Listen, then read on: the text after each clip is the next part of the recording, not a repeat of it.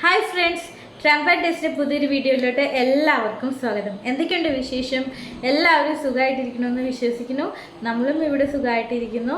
പിന്നെ ഇന്ന് നമ്മൾ വന്നിരിക്കുന്നത് ഒരു 4 മണി പലഹാരമായിട്ടാണ്. നമ്മുടെ മുറുക്കിൻ്റെ വീഡിയോ എല്ലാവരും കണ്ടായിരുന്നോ? അതുപോലെ തന്നെയുള്ളൊരു ഐറ്റമാണ്. എന്താണെന്നല്ലേ? പക്കാവട നമുക്ക് വീട്ടിലുണ്ടാക്കാം കേട്ടോ. കടയിൽ പോയി മേടിക്കണമെന്നില്ല. ദേ വീഡിയോ കണ്ടു നോക്കൂ.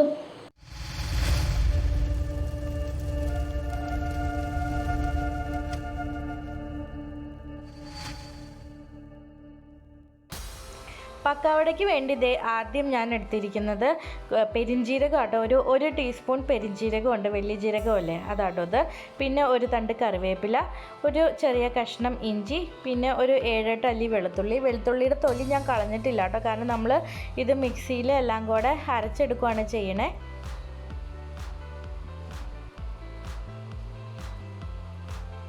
ഇനി ഇതിലേക്ക് കുറച്ച് വെള്ളം കൂടെ ആഡ് ചെയ്ത് കൊടുക്കുക. അപ്പോൾ നന്നായിട്ട് നമുക്ക് അരച്ചെടുക്കാൻ പറ്റും.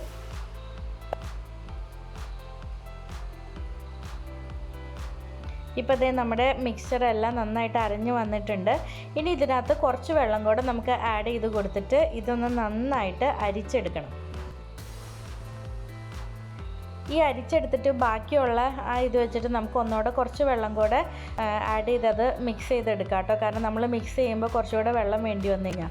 ഇനി ഈ ഒരു സൊല്യൂഷനിലോട്ട് കുറച്ച് മഞ്ഞൾപ്പൊടി, 1 ടീസ്പൂൺ മുളക് പൊടി, കാശ്മീരി മുളക് പൊടിയാണ്, ആവശ്യത്തിന് ഉപ്പ്, ഒരു 1/2 ടീസ്പൂൺ ഉപ്പ്, പിന്നെ കുറച്ച് കായപ്പൊടി, ഒരു 1/2 ടീസ്പൂൺ കായപ്പൊടി. ഇത് എല്ലാം കൂടെ ആഡ് ചെയ്തിട്ട് നന്നായിട്ടൊന്ന് മിക്സ് ചെയ്തെടുക്കണം.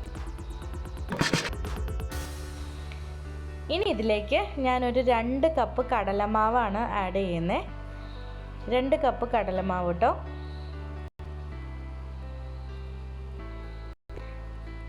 രണ്ട് കപ്പ് കടലമാവിന് 1 കപ്പ് അരിപ്പൊടി ആഡ് ചെയ്യണം. 2:1 ആണ് അതിൻ്റെ റേഷ്യോ. എന്നിട്ട് ഇത് നന്നായിട്ടൊന്ന് മിക്സ് ചെയ്ത് കൊടുക്കണം. ഈ മിക്സ് ചെയ്യുന്ന സമയത്ത് ഇനി കുറച്ച് വെള്ളം വേണമെന്നുണ്ടെങ്കിൽ ഞാൻ പറഞ്ഞില്ലേ നേരത്തെ എടുത്ത് വെച്ചിരിക്കുന്ന അത് വെള്ളത്തിൽ നമ്മളൊന്നുകൂടെ ക്രഷ് ചെയ്തെടുത്തിട്ട് ആ വെള്ളം തന്നെ ഒഴിച്ചു കൊടുക്കുവാണെങ്കിൽ നല്ലത്, ഇല്ലെങ്കിൽ സാധാ വെള്ളം ആയാലും മതി. എന്നിട്ട് നമ്മുടെ ചപ്പാത്തിക്കൊക്കെ മാവ് കുഴക്കണം, നന്നായിട്ടൊന്ന് കുഴക്കണം. ഒരു ടേബിൾ സ്പൂൺ എണ്ണ കൂടെ ആഡ് ചെയ്തിട്ട് ഇത് നന്നായിട്ടൊന്ന് കുഴച്ചെടുക്കണം. ഇപ്പോൾ ദേ നമ്മുടെ മാവ് ഇവിടെ കുഴച്ച് വെച്ചിരിക്കുന്നത് ഇവിടെ കറക്റ്റായിട്ട് റെഡി ആയിട്ടുണ്ട്. ഇനി നമ്മുടെ ചട്ടി ചൂടാവാൻ വയ്ക്കാം. അതിനകത്തോട്ട് ഫ്രൈ ചെയ്യാനുള്ള എണ്ണ ഒഴിക്കുക. എപ്പോഴും കുഴിഞ്ഞിരിക്കുന്ന ചീൻചട്ടി ആണെങ്കിൽ നല്ലതാണ്.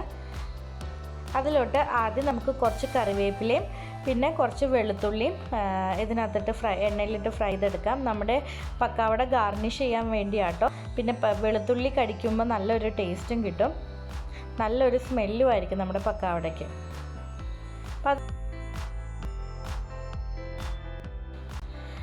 ഇനി ഇത് നമ്മുടെ കയ്യിൽ കുറച്ച് വെളിച്ചെണ്ണ എടുത്തിട്ട് നമ്മുടെ അച്ചൊക്കെ നന്നായിട്ടൊന്ന് ഓയിൽ വെച്ചിട്ട് ഗ്ലേസ് ചെയ്ത് കൊടുക്കുക. എന്നിട്ട് ഈ മാവ് നമുക്ക് ഇതിനകത്തോട്ട് ഫില്ല് ചെയ്ത് നിറച്ച് വയ്ക്കണം.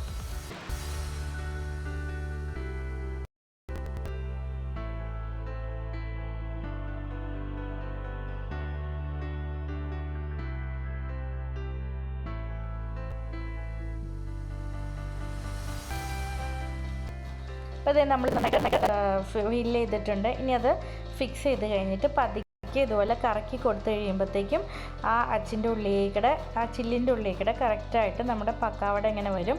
അപ്പോൾ പതുക്കെ ഇങ്ങനെ ചുറ്റിച്ച് പല ഷേപ്പാക്കി ഇട്ട് കൊടുത്താൽ മതി.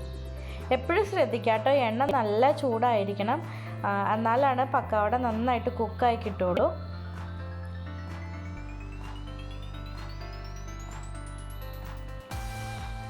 പിന്നെ എണ്ണയിൽ നന്നായിട്ട് മുങ്ങി കിടക്കണം കേട്ടോ, എന്നാലാണ് അതിൻ്റെ കറക്റ്റ് പാകമാവുള്ളൂ.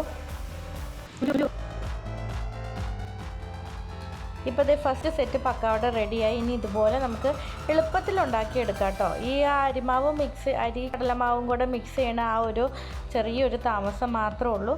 പിന്നെ ഇതുപോലെ ഇതിനകത്ത് ഇങ്ങനെ പൊളച്ച് വരും, അതിൻ്റെ അർത്ഥം വെന്ത് വരുന്നു എന്നാണ്. അപ്പോൾ ഇതേ നമ്മൾ അടുത്ത സെറ്റും കോരി മാറ്റുകയാണ്. അപ്പോൾ ഇതേ നമ്മുടെ ഹോം മെയ്ഡ് പക്കാവട ഇവിടെ റെഡി ആയിട്ടുണ്ട്. എല്ലാവരും ഇത് ട്രൈ ചെയ്ത് നോക്കണം കേട്ടോ. അപ്പോൾ ചാനൽ സബ്സ്ക്രൈബ് ചെയ്യാൻ മറക്കരുത്, ലൈക്ക് ചെയ്യുക, കമൻറ്റ് ചെയ്യുക. നല്ലൊരു ദിവസം നേരുന്നു. Thank you. Icon on the YouTube app and never miss another update.